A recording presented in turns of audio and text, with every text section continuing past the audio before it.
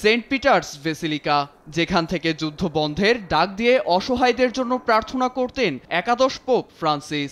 সেখানে যুদ্ধবিরতি নিয়ে 15 মিনিট একান্ত বৈঠক সারলেন মার্কিন প্রেসিডেন্ট ট্রাম্প ও ইউক্রেনীয় প্রেসিডেন্ট ভলোদিমির জেলেনস্কি। ওয়াশিংটনে ওভাল অফিসে উত্তপ্ত বাক্য বিনিময়ের পর শনিবার ভ্যাটিকানে প্রথমবারের মতো সরাসরি আলোচনায় বসেন তারা। ইতিবাচক ফলাফল এলে বেসিলিকার বৈঠকটি ঐতিহাসিক মুহূর্ত হয়ে থাকবে বলে মন্তব্য করেন জেলেনস্কি। এছাড়া বৈঠকটিকে খুবই ফলপ্রসূ বলে উল্লেখ করেন হোয়াইট হাউসের যোগাযোগ পরিচালক স্টিভেন চিয়ং।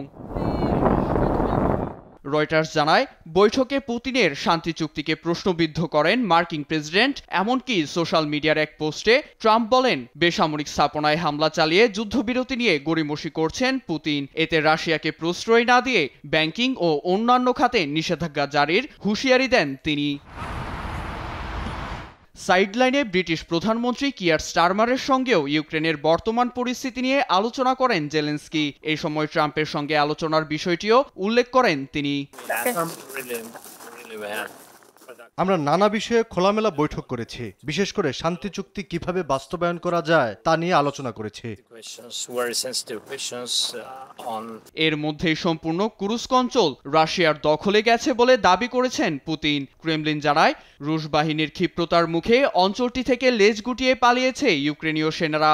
এছাড়া মার্কিন বিশেষ দূত স্টিভ উইটকফের সঙ্গে বৈঠকের পর শান্তি চুক্তির ইঙ্গিত দিয়েছেন পুতিন। শনিবার কোনো পূর্ব শর্ত ছাড়াই ইউক্রেনের সঙ্গে উচ্চ পর্যায়ের বৈঠকে বসতে রাশিয়া প্রস্তুত বলে মন্তব্য করেন তিনি।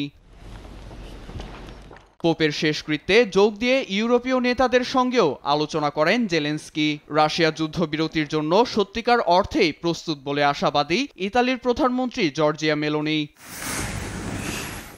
আলোচনা হয় ইউরোপিয়ান কমিশনের প্রেসিডেন্ট উর্সুলা ভন ডার লেয়েনের সঙ্গেও। আলোচনার বিষয়ে সোশ্যাল মিডিয়ায় এক্সের পোস্টে তিনি জানান, ইউক্রেনীয়দের নিরাপত্তা ও রাশিয়ার বিভিন্ন খাতের উপর 17তম ইইউ নিষেধাজ্ঞা জারির বিষয়ে আলোচনা হয়েছে। এছাড়া ইউক্রেনের শান্তি চুক্তি নিয়ে ভ্যাটিকানের খোলা ময়দানে ফরাসি প্রেসিডেন্ট ইমানুয়েল ম্যাক্রোর সঙ্গে আলোচনা হয় জেলেনস্কির। নীরব দাস, নিউজ ডেস্ক, দেশ টিভি।